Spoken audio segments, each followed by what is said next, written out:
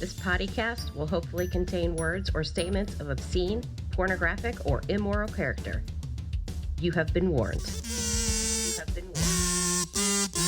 Received dozens of emails from people that'll listen to the podcast. The podcast. Wow, The it is podcast. pretty much.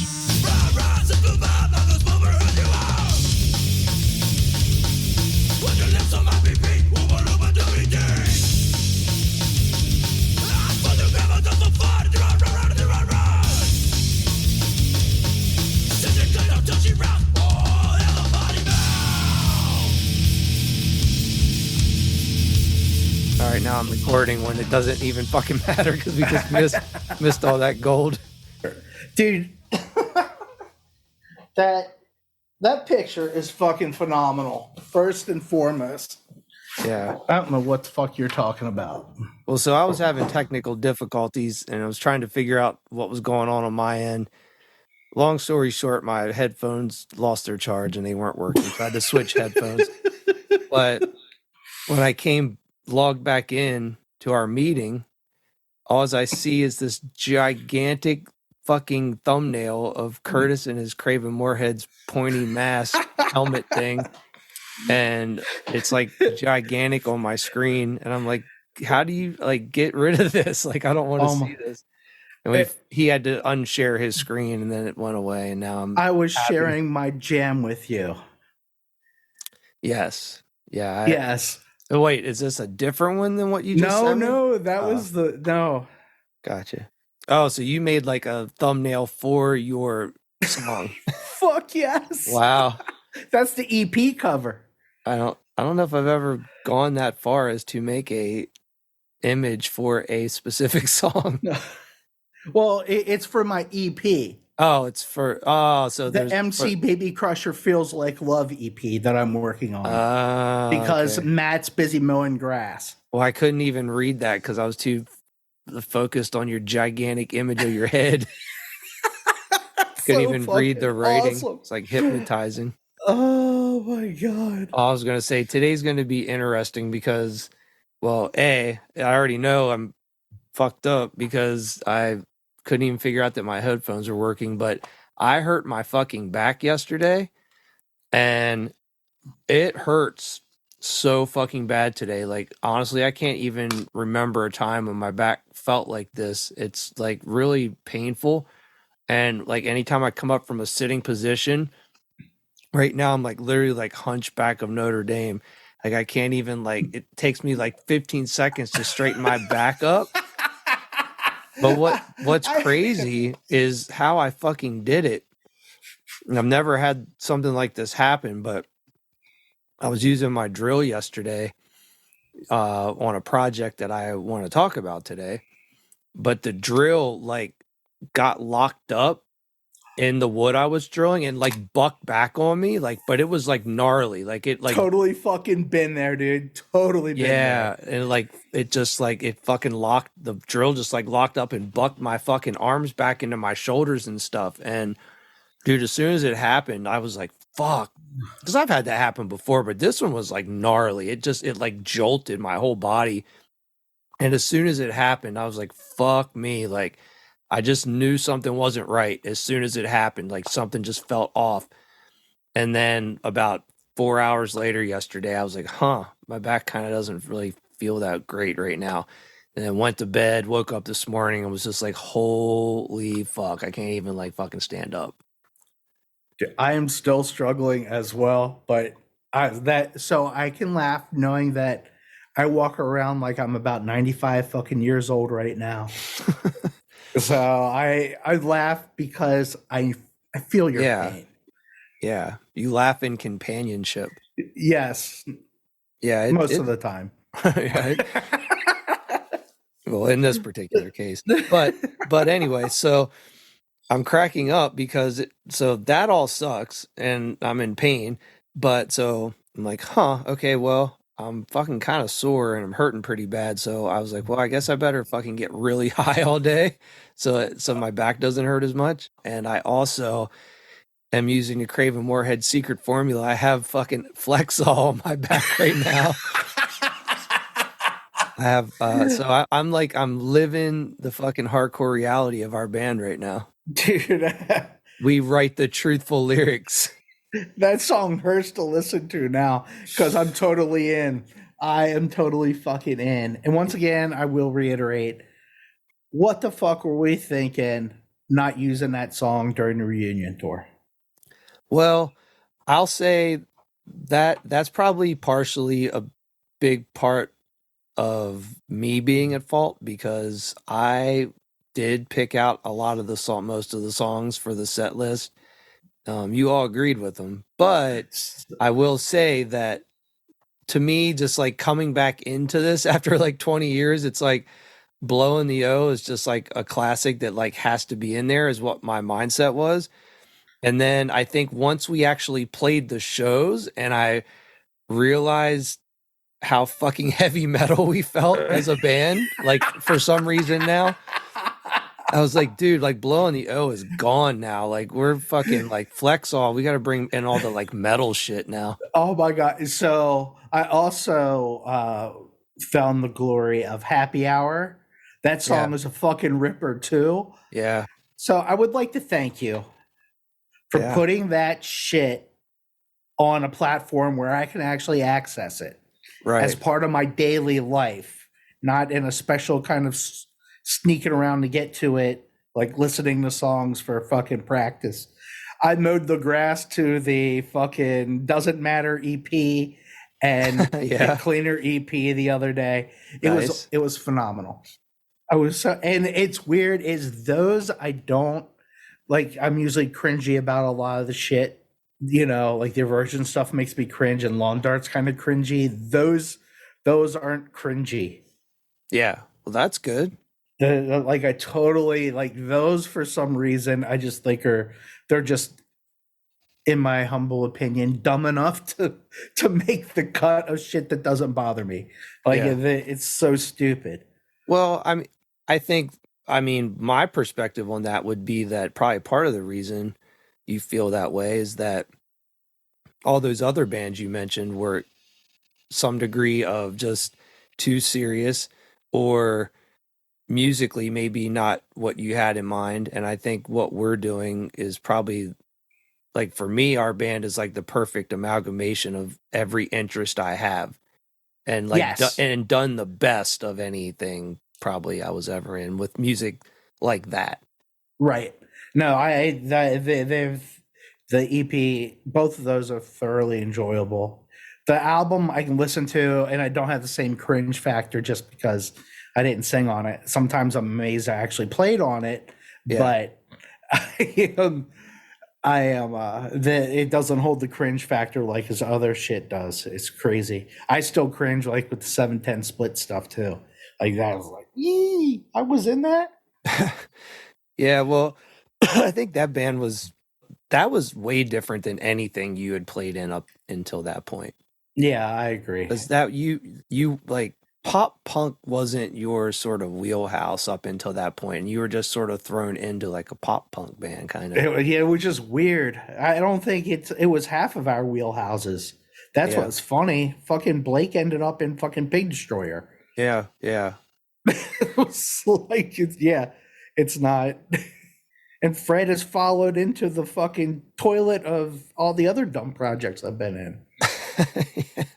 Yeah, poor Fred. He has so much fucking possibility with his talent, and he just continues to kayak in the sewers with us. Shit, that's so perfect. Put that on a t-shirt. Potty Mouth Records, kayaking in the sewers since 1995. Oh, fucking hell. Oh, so the dude who ran, or the bar owner in Baltimore, reached out to Fred about having us put on more shows. Oh, cool. I think he enjoyed our dumbness, or the fact we ate all his food. Well, probably all of that. Maybe there were no like mishaps. There were no like drama scenarios, except for somebody's grandmother shitting on the floor in the girl's bathroom. What? I didn't hear this. What? Oh my God, apparently was a massive, sorry, Justin, massive poo released on the floor in the women's bathroom. Like, it was early on.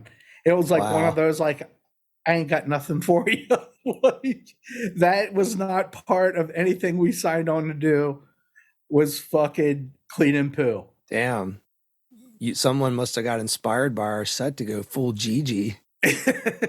Well, the rumors were it was the girl Matt was trying to pick up, that old lady. Which Matt?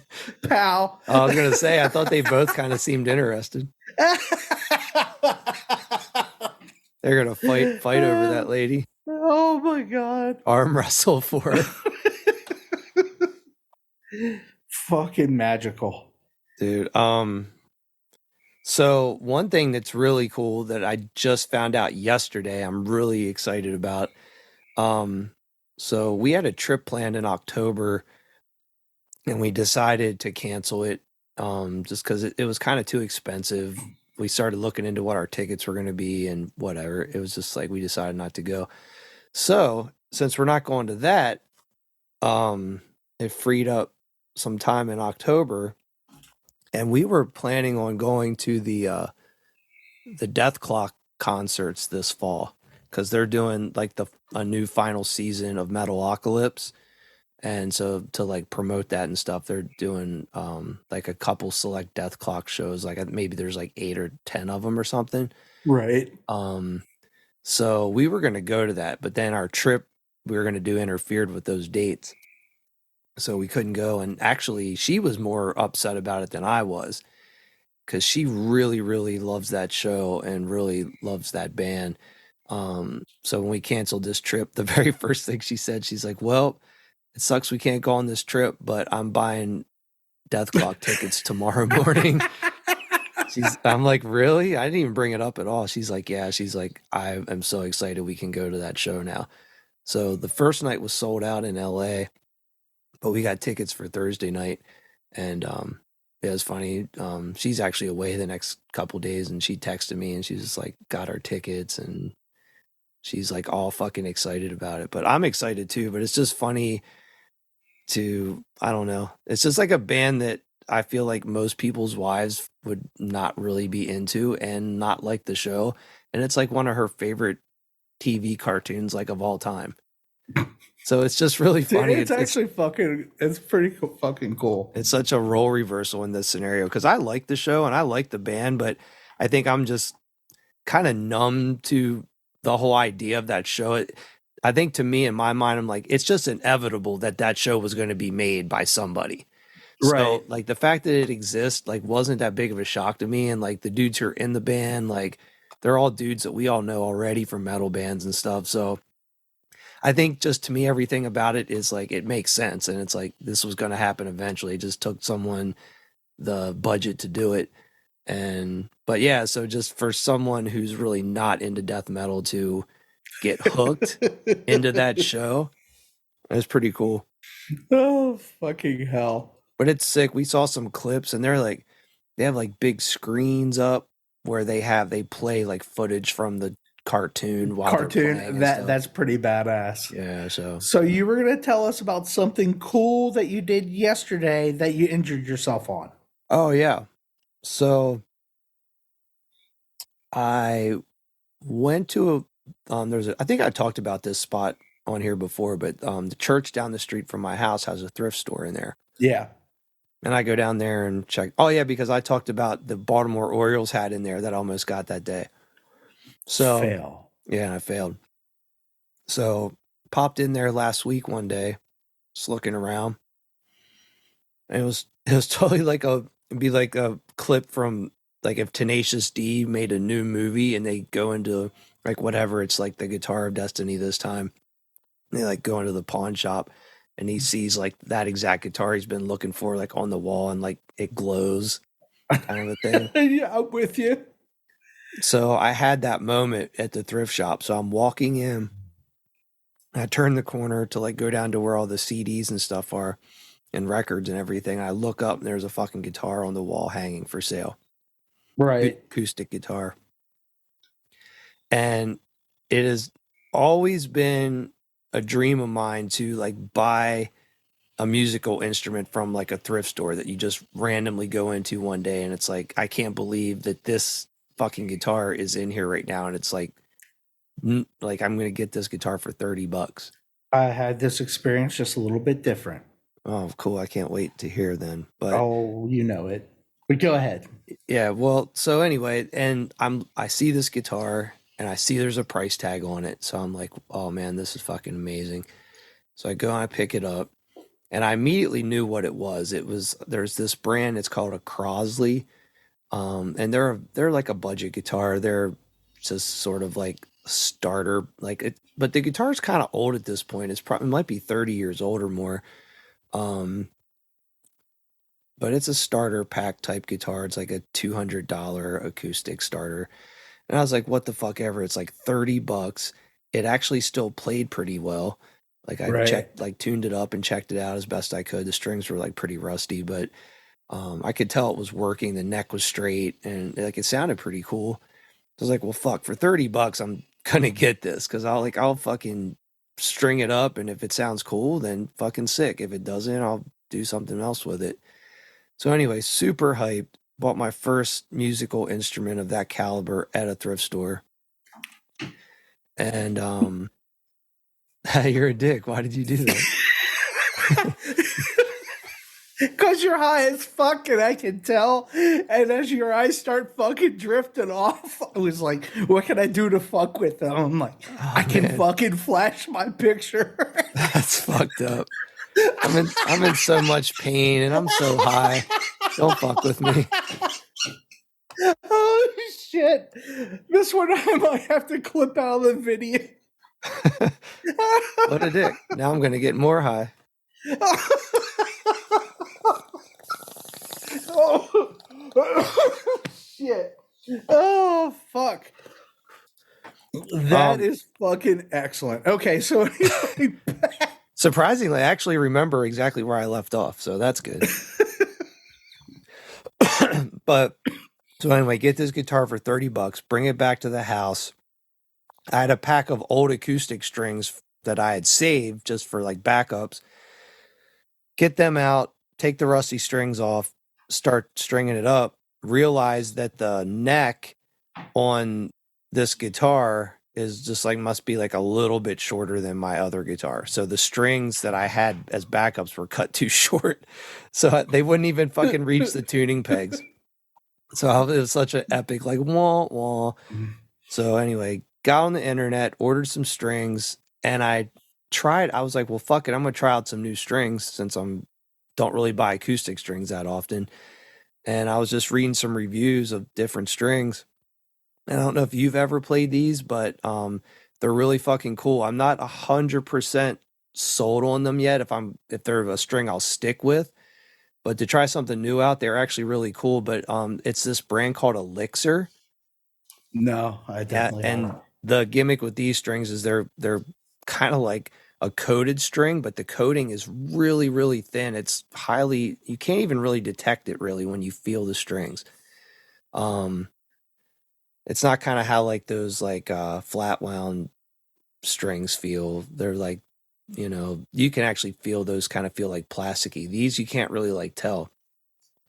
But they have this whatever, it's like their patented technology like polyweb or nanoweb, some shit like that. Oh, it's got to be nano. Yeah, I don't know. Just because that's a fancy, trendy term. Yeah.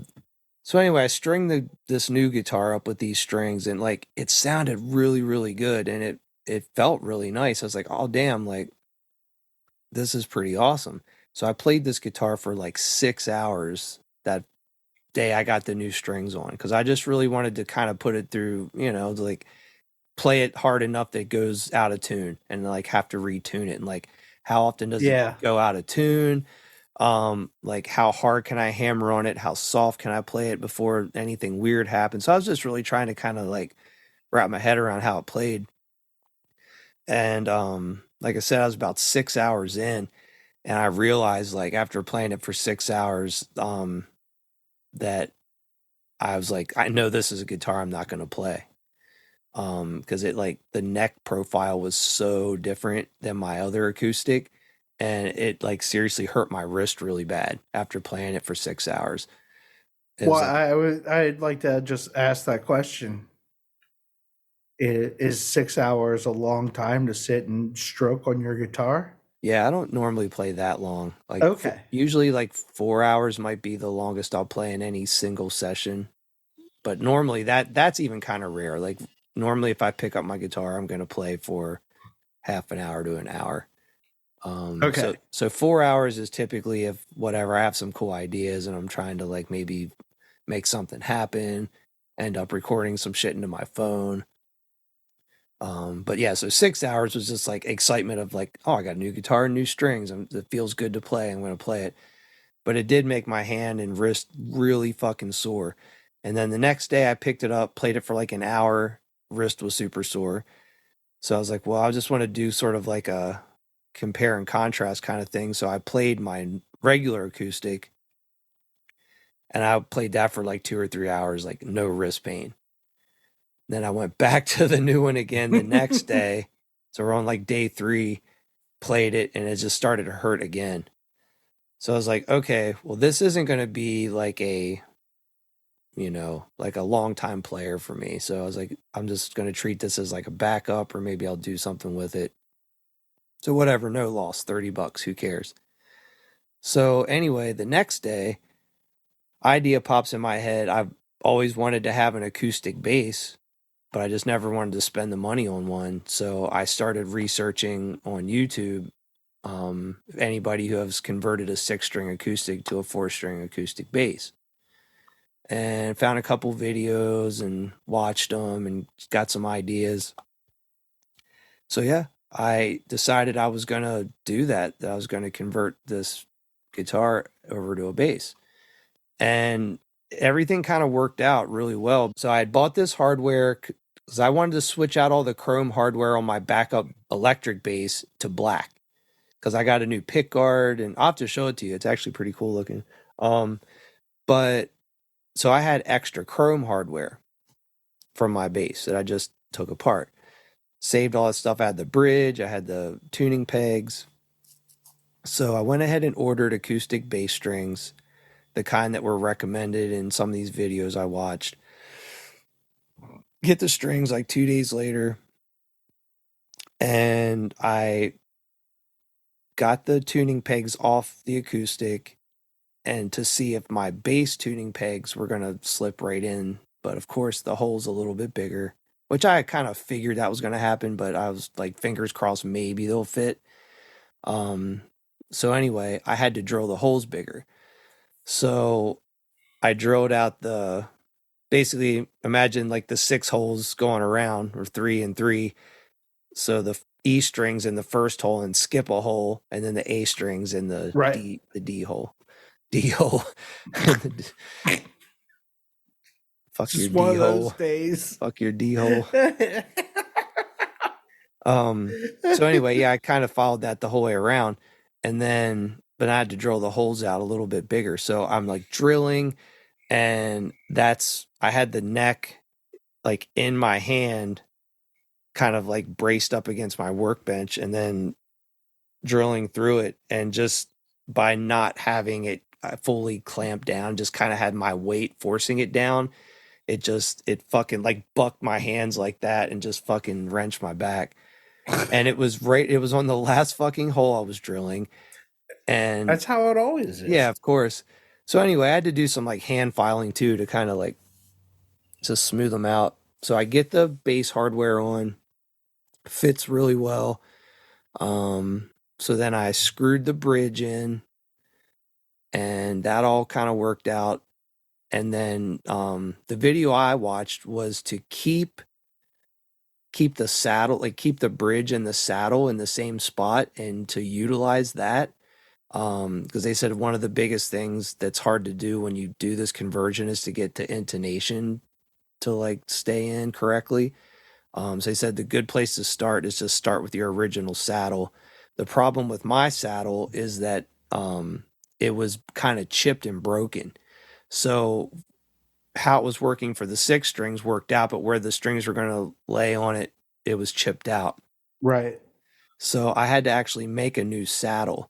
So what I ended up doing, this was a kind of like a cool little inside little fun fact. I had just recently gotten my old turntable out of my storage because I'm going to retire it because I've had to work on it a bunch over the last few years, and I have a new one now, and I just have don't a little even. party for it. Yeah, so and it's the one my dad gave me, so I kind of didn't really want to get rid of it, but I was like, well, it's just sitting around, so I was like, well, I'm going to use it, like just fucking cannibalize it for like weird parts and stuff. So I ended up taking um the cover, Arm? like the plastic cover that's see-through. I took that, and the plastic thickness happened to be like the exact thickness as the saddle in this guitar. So I dremeled out a piece of that clear plastic off of the lid of that old record player to make a new saddle out of. And it looks really cool. So it's like clear. So anyway, I got that in, strung it up, and I had to do some adjusting. I'm still kind of fine tuning it, but it fucking tuned like right up. It intonates like it's not perfect, but it works pretty well. And yeah, so I've been playing that off and on like the last 2 days. It's pretty fucking cool, man. No, actually, Does it hurt your wrists now? you know what? I haven't played it long enough to see, but I don't think so. And I think partly because playing bass, you're really only using like your fingers in one finger format, not like playing chords and stuff. So yeah, I think this was the right thing to do for like $30, and I got like $20 in the strings. Fuck it. It sounds awesome. Break it out, bitch. Oh, there it is, sitting right beside the bed. Looking metal as fuck. So it is a black acoustic guitar, which I thought was cool to I like go it. this route. So you can see the holes in the center that aren't utilized. Yes. So some people have filled those with wood putty and like really went, Fucking overachievers. yeah, big time overachiever. I just wanted to keep it looking. So here's the bridge that I put on for my old bass. Nice. And I don't know if you can see if you look this way, but the clear saddle that I made. Yeah, I can see it. That's awesome. Yeah. So anyway, 6-string acoustic converted to 4-string bass, and it's pretty bitchin'. I definitely am having fun with it. That is badass. You have to bring that so we can do an acoustic set. Well, I assume Fred has something stupid. So my plan now, well, this is a plan I've had for a while, but I just haven't been able to implement it because of not having an acoustic bass. So now that I have an acoustic bass, my plan is I've been wanting to start making, so I don't know, on my Instagram, anybody who follows me, I do the little suitcase drum videos with playing acoustic guitar.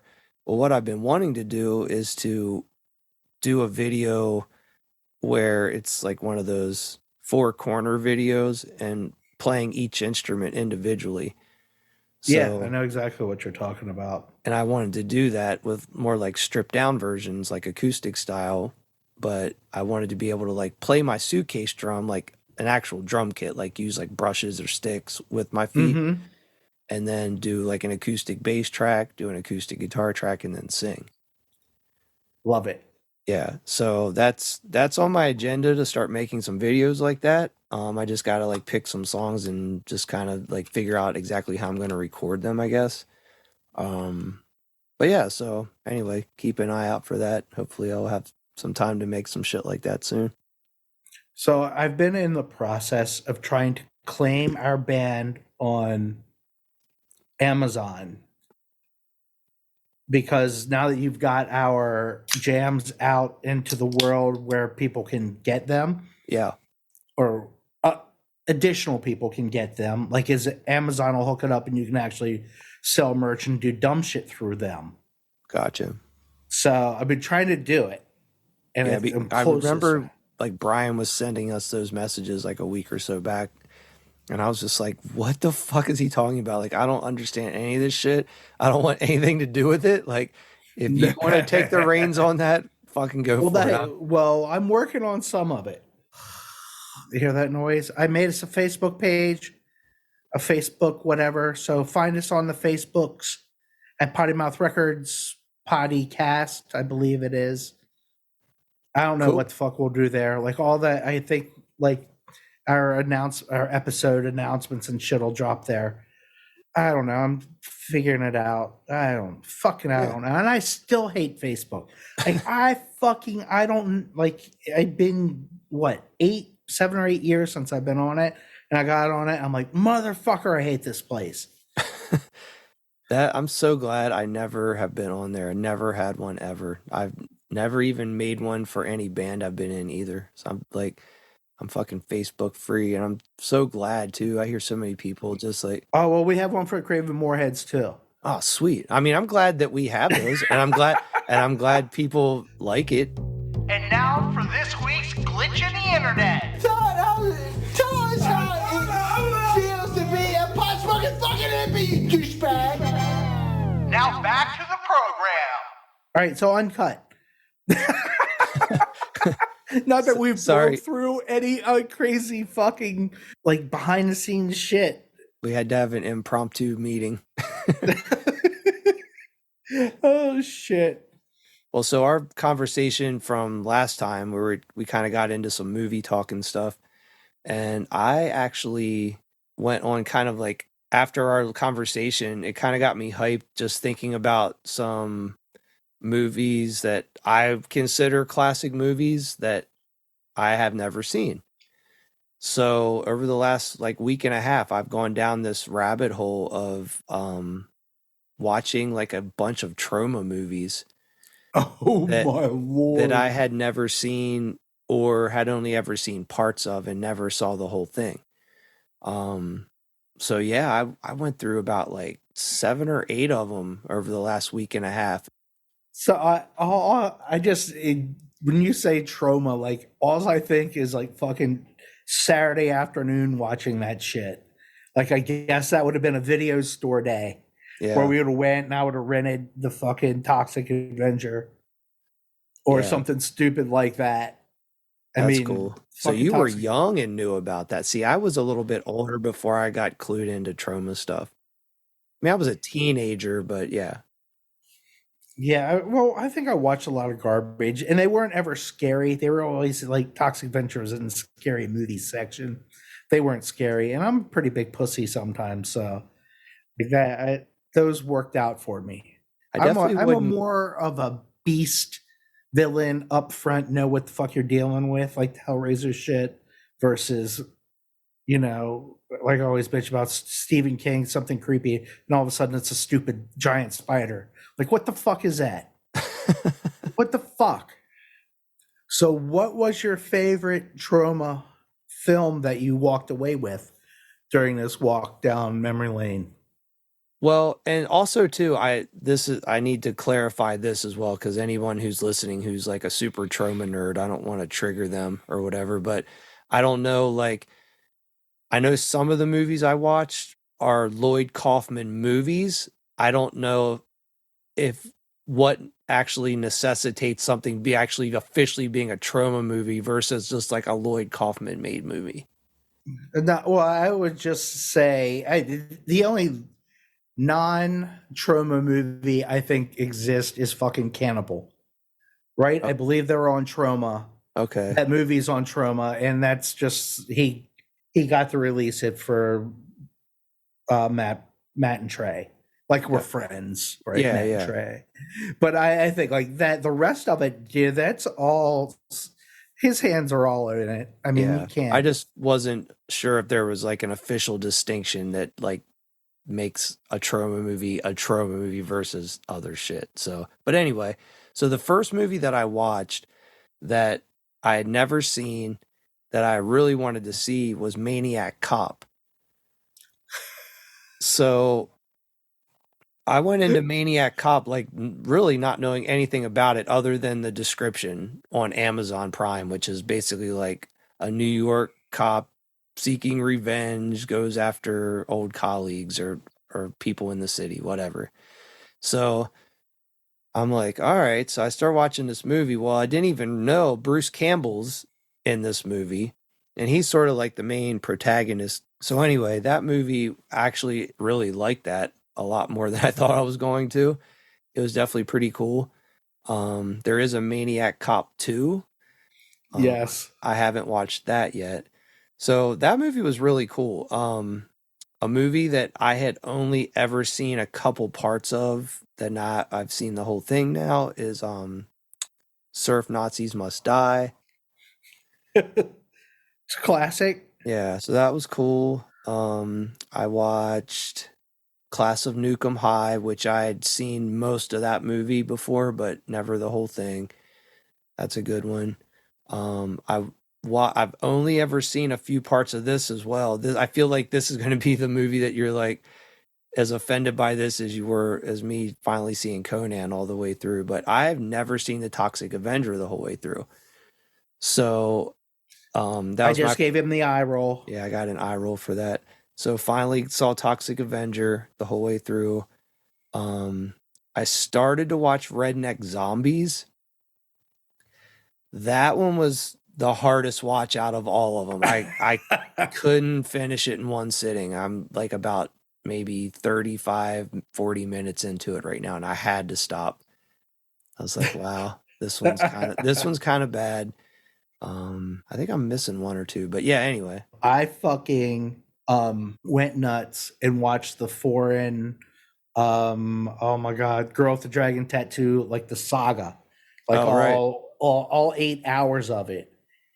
And like after you were done, like did it fuck with your sleep or anything like that?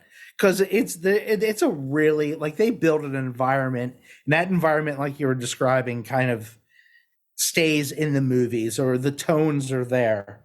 And you know, after so many hours, and I know you probably didn't sit down and do them back to back to back to back No. to back, but like that fucking ate the Girl with the Dragon Tattoo, like watching all those like back to back to back, like it was a whole fucking day. And it was like I went to sleep that night and it fucked with me hard. Like it was so weird. I totally could see that happening. I mean, especially doing a marathon like that. I didn't have anything like that happen from these particular movies, but I've definitely have had that happen a lot in my life. I'm a really kind of vivid dreamer. Like I have really intense, like very real feeling dreams a lot. And definitely like movies just kind of add to that. Give my already kind of super deep dreams like even more of a plot line, Right. like more visuals and stuff. So are you able to eventually in your dream kind of like hey, this isn't working, and kind of fix it, where you're not like I get stuck in like repetitive dreams, like shit, like continually trying to fix something, and finally it clicks, like I'm sleeping, or it's a dream, or it's not real. Like something does click, and it like the record skipping, and I went and kind of flicked the needle and got it to keep moving forward. I mean, do you get out of like those kind of oppressive sounding things, or do you just kind of roll with it? Yeah, that's a good question. I sometimes get resolution in my dreams. I feel like more times than not I don't get resolution in dreams that I have. Like I'm stuck, or things don't like unfold how, like maybe I'm doing a certain set of actions in the dream thinking it's going to cause this to happen, and it doesn't happen that way in the dream. So yeah, it's funny we're talking about this too. I had a skateboarding dream about 3 weeks back. And normally when I have skateboarding dreams, it's always I want to go faster and can't, like I feel slow, or I'm trying to do tricks that I used to be able to do and just can't do them anymore. Or I don't know, it's just like it's kind of like can't resolve skateboarding dreams either. It's like I can't like get through to like I'm not feeling as best as I think I should feel in the dream when I'm skating. Right. But this dream I had 3 weeks ago, it was like the best skateboarding dream I've ever had, where I was on my board street skating and showed up at this skate park with, it had like a down ledge, like a hubba ledge, and I just like started just flicking tricks like down this like 3-stair hubba thing, and like everything, like all my ollies just felt so clicked and like flicking, and like my Right. feet felt quick, and like everything was moving like real time speed, and I was like doing like 360 flips and like backside kick flips over this like hubba ledge, like down this gap, and like landing everything like so bolts and rolling away. And it's like in the dream, I knew it was a dream, but it was still like, it felt so fucking real. It was awesome. Right. Oh, that's fucking awesome. Yeah. But I rarely get that. I have a lot of flying dreams. Wow. Yeah. I don't know if I have flying dreams. So I have this one kind of like repetitive dream, and every time it happens, it's like I get stoked. So it's the same dream. Same Basically dream. the same dream. Same dream. Same location. I'm at the corner of Virginia Avenue and Halfway Boulevard, where the Burger Chef used to I be. was getting ready to ask you if Burger Chef was there. Yeah. Is Dave there? No one's really in the dream. It's super late at night, and it's actually kind of foggy, and there's all the street lights going down Virginia Avenue South are all on, like, so you can see all through the little development there. So like Rocky's is still over there on the left in that parking lot, and I'm standing looking south down 11. Burger Chef is on my left, and in the dream I just start take off running. I don't have wings, nothing. It's just like me, normal in clothes. I'm fucking like running down the yellow lines like as fast as I can, and I like basically get to the spot where the old Sheets used to be, and it's a vape store now. So right there is kind of when Virginia Avenue starts to crest down the hill. Mm-hmm. So I'm like, I run, so I like get a sprint going. I get to that point where the hill starts to dip, and in the dream I'm able to jump, and like I can like do this weird like matrix run through the air, but it's kind of weird. Like in the dream I feel the mechanics of like what I'm supposed to be doing to like make this happen. So like I'm actually like going like swimming through the air. So like, Right. if I like swim my arms and like run my legs like I'm running in the air but swim, I'm able to like flatten my body out and like fly like Superman for a few seconds, but then I start to like drop and I have to start swimming air again. Yes, I know what I know. Yeah, and it's crazy. It feels so fucking real. And like in the dream, I feel like the wind going by me, and like my eyes will water sometimes. Like I actually feel like the air hitting my eyes, and it feels so fucking real. And like cars are like going under me, and it's kind of like no one can really see me. It's like nighttime and stuff, so I'm just like flying over. And it'll sometimes a dream will last like forever. Like I'll fly like the whole way almost down to Williamsport. Like I'll cross over the railroad tracks. Really? Oh my God. Yeah, it's insane. So it's not always that long, but as it's happening, it feels like there's no other dream I've ever had in my entire life where I really feel like it's actually happening. That I can do this weird sprint, run, fly technique and like keep it going, like I'm swimming through the air. So it's funny you say that, is because I'm not going to go super deep in because it's a really fucked up one. But so Jen used to have, like, she would be weird, and she was awake, but she was asleep. And like one morning, she's like, "What the fuck went on last night?" And so I'm like, "So I got home, and you started talking to me about, you know how you can run really fast down a hill and jump and you can fly?" So it's funny that that's how you described it, because what you've described is exactly how her flying happened in her dreams too. And it was just like, it's really kind of weird, but it was that same kind of run, jump, and you could fly for a little bit, and then you'd have to Yeah. No, that's reset. cool. Well, I've never heard of, I mean, I never really like talked about this before. I don't think about this specific dream, but yeah, so it's interesting to know that someone else has had that experience. And I guess the only thing I can think is it's just your brain trying to compute that, like, if you were able to fly, it would be like more of a hang gliding type of a thing. More of a jump versus Yeah. It's like than a fly. it's a momentum carrying thing more than like you're flapping and flying. But yeah, it's cool. And I've had that dream multiple times throughout my life. And So I have a reoccurring headless horseman esque type one that like there's a house, headless horseman, all this shit. Usually about halfway through it though, if I have it as an adult now, I'm just like, motherfucker, dude, why am I dreaming that? Like I can reset it and move forward. Or the worst is if you try to reset it and it basically starts back fuck over and you're like, and you hit the same spot and you're like, wait a minute, I've already done this and I fucking have to reset again. But I've caught myself. There's like a crazy like that's the one that reoccurs for me. Like very bizarre. But when did it start? I young, but it's like I have it every so often. Like just out of the blue. Like there's no real triggers for it that I can think of. Because like That's I mean, weird. I've had it within the last couple years, but I remember it. Like there's like but I've had it multiple times. I think the fucking craziest thing is I had this fucking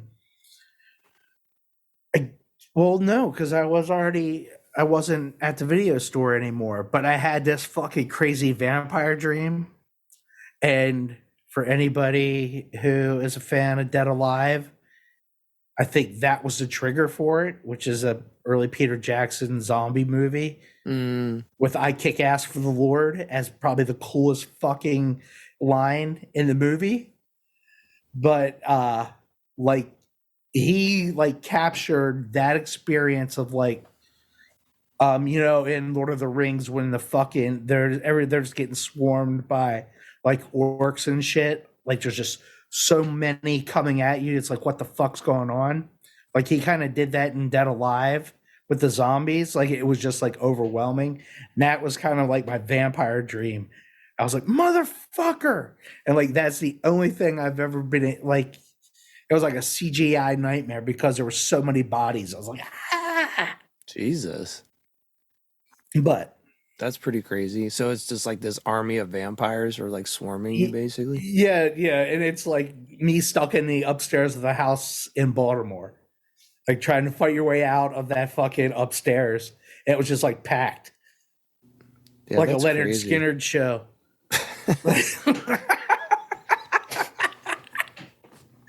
Packed in like we were Leonard Skinner, and I was trying to kill everybody. Definitely. This is not the route I thought this podcast was going to go today.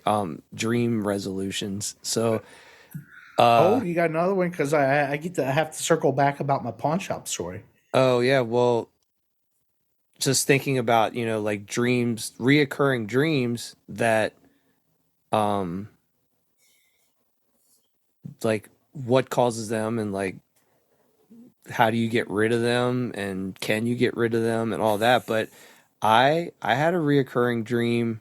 I probably started having it when I was 5 or 6 and probably had it up until I was in my mid to late 20s before the dream stopped.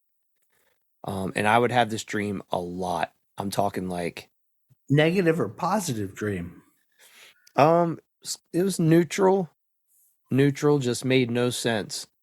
And I could never ever figure out why I was having this dream. I would tell the dream to people in my family. No one had any kind of insight of like why I might be having this dream. And it ended up being that the reason why I was able to resolve the dream was because the dream I was having was based on images I had seen in a movie. And once I made the connection that this dream was because I saw this movie or somehow saw images from this movie, once I had that aha moment, I never had the dream ever again. Salem's Lot. Wasn't Salem's Lot, it was The Shining. Oh, really? Ooh. So in the dream, I was the age I was when I started having it. Like I was like a little kid in the dream. And I remember being in this long hallway with my grandmother. And my grandmother was wearing like this tan trench coat that she always used to wear. And I was standing beside her, and we're in this long hallway, and she starts knocking on this door. I remember the numbers on the door were always 237, which are the numbers of the door in The Shining where he goes in. Oh, shit. Nice. And so she knocks on the door, and when she opens the door and walks in, she's in this giant hall, and there's like this party happening, and there's a band playing and stuff. And I would walk into this room with her and look up at her, and she was like starts talking to someone, and then I look around this room, and then that's the end of the dream. It'd just be me in this hallway with my grandmother, her knocking on the door opens up, come inside, huge party and band playing. So I didn't see The Shining again until like I was in my like late 20s or something. I ended up watching it, and I'll never forget seeing the part where homie's knocking on the door, and I was like, oh, I was like, that's weird. It like gave me this weird deja vu trigger. And then the part where there shows him New going Year's to Eve. that big golden ballroom thing, and the band's playing like all the people dressed up like 20s and stuff.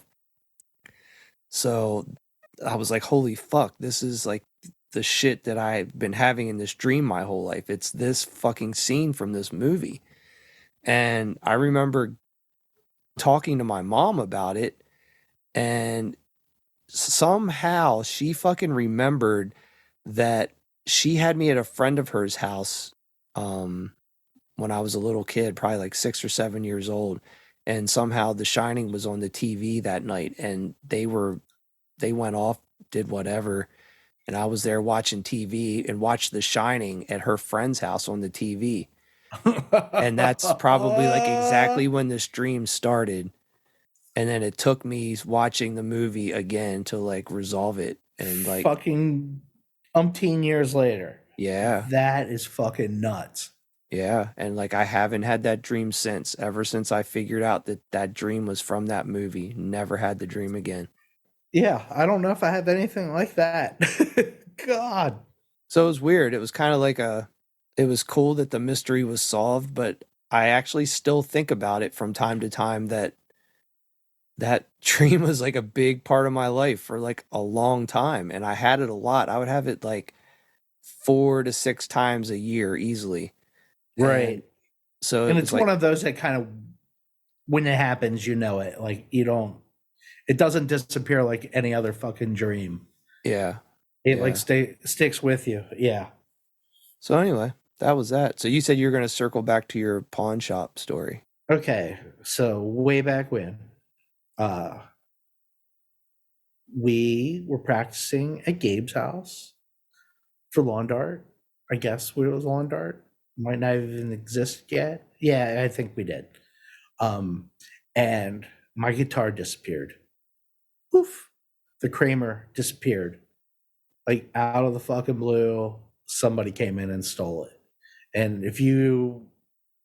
we all know Gabe's house is fucking open. We had shit that sat there for years and years and nobody ever touched it. But all of a sudden, fucking guitar disappeared. I mean, we knew who fuck took it. It was the people over the hill. But so months, actually, I think it was probably years, not years, but years, like 18 months or something later, we're in Frederick, fucking dicking around, looking for records, and we go into the pawn shop in fucking Frederick, and there is my fucking Kramer on the wall. And it was like, oh, and it was one of those, is like, I didn't even fucking haggle. I went, got the money, came back and bought the fucking guitar back. I was like, there's no way I'm letting it fucking get out of my hands again. But it was so crazy. Like, we were just walking around, and I think Gabe pointed it out. We looked up, and I guess, does it still have the fucking? Oh no! I used to have the Age of Quarrel sticker in between the pickups, and it was still fucking there. Like, when we went into the pawn shop, like, they took most of the stickers off, but the fucking Age of Quarrel sticker they left in between the pickups. I was like, motherfucker. Yeah, I mean, that's amazing. We didn't pay a ton for it, but we got it back. So that's all that mattered. It was a happy day. There was much rejoicing. Yeah, that's crazy. I don't think that probably happens very often. So that's cool that happened to that guitar.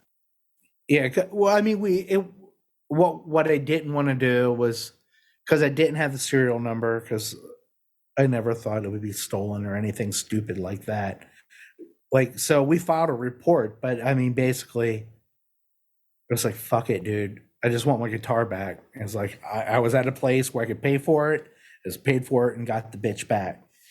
It was fucking, and those fucking dirt bags, I don't think they lasted more than a couple months living over the hill. Oh, really? Yeah, and then they were gone. And, you know, he's such a fucking sweetheart. He left everybody in, and everybody was his best friend.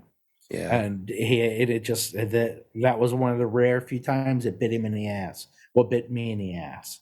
Yeah. Actually, yeah, I don't think his shit might have been upstairs, and mine was actually in the practice room. Yep. Yeah, I definitely remember when that happened, and that it was a little while before you got it back. So that was my fucking magical pawn shop. I stay out of them for some reason. I don't know why. Oh, well, I've definitely got a lot of awesome guitars at pawn shops, but that's the first time I've ever gotten a guitar or any musical instrument at a thrift store. I've never even seen anything there. It's funny. I know, because I was looking for a set of speakers for the basement. I was like, maybe I just need to go into a thrift store. Luckily, I went to a flea market, and they had a set of bows that I used to have at the old apartment in fucking Cockeysville. And the guy wanted like $30 for them. I'm like, I have $30 in my pocket. It is now yours. Please give me the speakers. Yeah, that's awesome. It's time for an official Potty Mouth Podcast potty break. I guess I'm starting to feel my age. I don't know. But what's that line from Flexall? Oh my God. It's like the first line, isn't it? Yeah. Feeling your age. Some needle, was it? Oh my God, I can't think of it. But yeah. Something. I'm feeling my age. I need a little something for that before I start to rage. Start to rage, yeah. Is it my back is stiff? I can't move my arms. Pour a little in, rub a little in. It works like a charm. Yeah. I did like that. There's a Eddie and Eddie Van Halen and David reference in verse 2. Is there? Yeah. I don't know if I know that. I was like, I wonder if Eddie and David needed something like this, a little extra, or needed something like this, a little something for that extra lift. I always wondered what you said in that line. I never knew. That's one of my favorite parts of that song, and I never thought to ask you what you say there. And I never knew it was Eddie. What, Eddie and David? I wonder if Eddie and David needed something like this, a little something extra for that, or something like this. A little something for that extra lift. So this actually, before we end, we're going to bring this one up. Oh my God. Is no. No, that's amazing. I'm so happy I finally know what those words are there. That's awesome. Is because Amanda is not immersed in like the same music we are. She's like, how do you know what they're saying? She's like, it's not just you, because Blythe and Gavin both can understand what's going on, and I can't. Okay. And I was just like, it's just being used to deciphering words. Like, it's just something you kind of train yourself, I guess, when you're listening to something that's not sung, it's not pretty, it's fast and yelly, and you don't know what they're always saying. But I was just like, it's just, the being part of that scene and listening to this shit for umpteen years, there's just tones and stuff you hear and you know what they're saying. What I've never even thought about before, and like the way you kind of phrase this made me think about this. It's like when someone's listening to words they can understand, it's like you're just hearing words you understand. You're not like even really thinking about it. But when you're like like every time you listen to a death metal band or like a thrash metal band or just a band with harder to decipher lyrics, it's like every punk song is like doing a word puzzle while listening to music. Yes. So you are like sort of like exercising your brain in a way, like at this point we do it subconsciously, but it's like our brain is trained to like decipher shit. Maybe like someone who's just getting into this, it's like they're like, I can't even comprehend what the fuck's going on because like my brain isn't trained to like do this. Yeah, and I think that is dead on. Is you've learned to decipher it. Yeah, that's crazy. I've never thought about like that scenario before. It's like I think I've never thought about it because it's just what we do. Like I've never even thought of it being a thing, but it is kind of a thing. Like we've learned to decipher music that most people can't decipher. Yeah, because like to me, Ringworm is actually really easy. Not really easy. There are a couple lines I fumble over, but most of it you get. But it's a listening experience that you end up deciphering. So now that you said that, is that make it evil? Because like if you listen to something that you don't have to think about and it just kind of, rolls right past you, it's it's I equate it to reading books. I don't like reading books because I'm implanting other people's thoughts in my head. Like I am visually inputting information into my head, which has always been a joke. But it actually, with that being said, this wraps into my fucking 8 hours of watching The Girl with the Dragon Tattoo in fucking Swedish or whatever the fuck it was filmed in. Is like inputting like all that dialogue like straight into your head and all that atmosphere. Like it's like it sinks in much more than if it just floated by you. This is cool. I love this conversation. I think like I might even have tapped into like some part of the reason why I just have never liked to read. It's like reading to me is, I mean, no pun intended. It's so literal. It's like you're reading the words and it's like, it's making that image in your head and there's no deciphering happening. It's just like, it's boring. It's like, I'm just reading fucking words and it's like word for word and my brain is creating what I'm reading. And it's like, that's boring to me. There's like, there's an element to everything I do that requires some type of deciphering before it's interesting. So with books, for me, this is funny. This is actually probably should have been an episode that we thought about. But with books, for me, you are dead fucking on. The more information I am fed about a subject, if I'm reading it, the less I give a fuck. Totally. Like totally. I have like the reason I got away with reading like The Red Dragon and Silence of the Lambs, like that dude wrote for I think the USA Today. Like he was the criminal like beat writer or something like that. Mm-hmm. Tom Harris. See, I remember some shit. But his shit was it's precise. Like there wasn't fluff in it. It was like what was written was like it was all useful information. And it came from like that style of writing because in the paper he wasn't allowed, it wasn't going to be a 40,000 word fucking essay. He had to give you the facts and fucking go. And so I think like that's why those books I can actually read versus like Tolkien. It's fucking painful. All right. On that note, let's fucking wrap this shit up. I'm gonna go try to make my back not hurt. And yeah. Thank you all for listening, and we'll talk to you next time. Adios, muchachos. Later. This podcast was brought to you by Potty Mouth Records. Contact us at pottymouthrecords@gmail.com and find us on the web at pottymouthrecords.rocks. That's .rocks. That was way better than I expected. That was awesome.